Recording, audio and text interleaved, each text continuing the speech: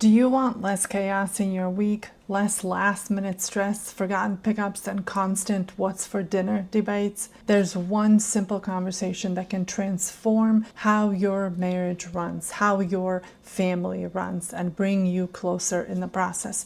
It's called a family conference, and honestly, it's a game changer. And I'm not the only one that says that. Every single couple that I've had that I taught this to and has put it into action agrees with me 100%. Most couples I work with feel like they're constantly dropping balls. There's sports, work, school, dinner, who's picking up the kids. Every day feels like a scramble, and it's just exhausting. Here's what you do instead. You set aside 30 minutes once a week, same time, same day, every week. You grab your calendars, you sit down together, and you ask, what's coming up this week? What is out of the ordinary, and what do we need to plan ahead for? You map out sports practices, you put down music lessons, you figure out dinner plans, work trips, and the odd dentist or ortho appointments.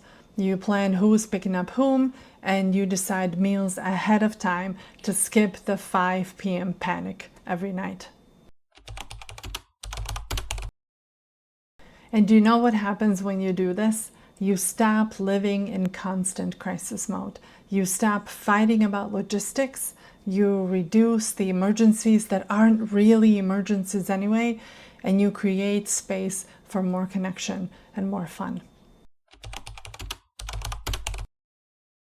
James Clear and B.J. Fogg both talk about the power of tiny habits to create massive results. The family conference is exactly that. It's a tiny weekly habit that creates order, calm, and teamwork at home. Because when you know what's coming, you can simply handle it better, and you feel like a team, not two people barely surviving the week. If you have never tried a family conference, I challenge you, try it for 4 weeks. Give it 1 month. It might feel clunky at first. Actually, I take that back. I guarantee that it will feel clunky, but I don't want you to stop anyway. By week 4, if you keep with it, you're going to wonder how you've ever lived without it. Let me know in the comments if you're going to give it a try.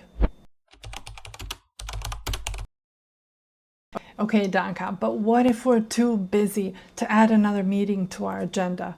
Here's the thing. This 30-minute conversation, even if it takes you an hour, the 60 minutes, but this conversation will save you hours of chaos and stress during the week. I've seen it happen over and over again. What if my husband, what if my wife is not on board? Share how this will reduce fights between the two of you and the rest of the family, reduce last-minute stress that nobody appreciates and likes, and miscommunication, and invite them to just give it a try for 1 month, 4 weeks, do it every week, see what it can do for your family, and they'll get on board real quick after that. What if we already have a shared calendar? That's great. That's fantastic. I'm such a fan of having a shared calendar, but having a calendar and never talking about any of it, just assuming that we're both sort of following the same rules and regulations as they apply to your calendars, that's not enough. A family conference allows you to be talking through the calendar and proactively solving all the conflicts ahead of time. Technology alone, as you already know, doesn't create the connection or the teamwork effect. And yes, I always hear, but we're not always free on Sunday nights, or fill in the blank, whatever time you picked. That's not a problem at all. Pick a default time. Pick some time. Any time is going to be better than none at all. Pick one time that works most weeks, and if you need to move it, you're going to move it. It's okay.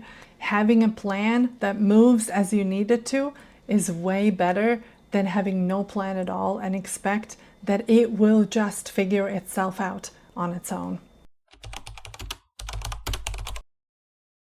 To help you along with this, here's your family conference starter pack. Question number 1, What's coming up? What are the usual things? What do we always do? Are they all happening this week?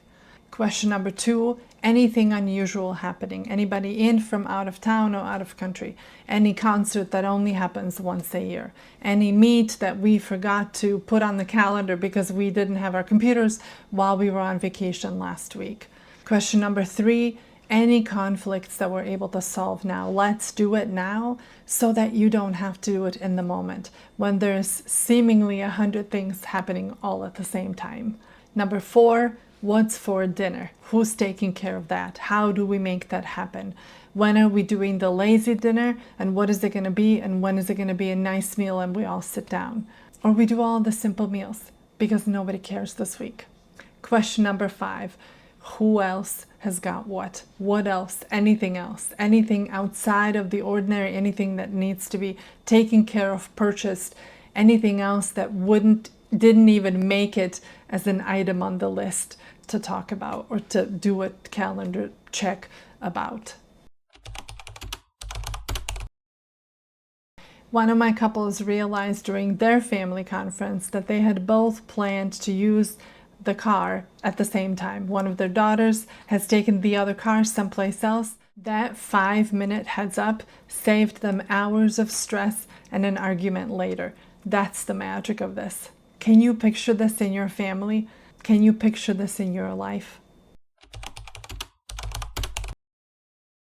Use your calendar, paper or digital, it doesn't matter, but do it together. This tiny habit removes the chaos before it even starts. You can thank me later. If you're still not convinced, I'll say this. When my husband and I started to do this, we thought it would take forever. But now it's 20 minutes and we avoid so many last-minute stressors. And it truly feels like we're on the same team. Here's a bonus point too. When our kids were younger, we obviously did not bring them in on this. But now they're 16 and almost 14, and they almost need to be there because so much around the calendar has to do with them, their activities, their events, their whatever they're doing, that it's just best for all of us to put our heads together in order to make sure that the week goes by as smoothly as possible. So bring your children in when they're old enough. You'll be glad you did, and you are teaching them a skill for a lifetime. No joke.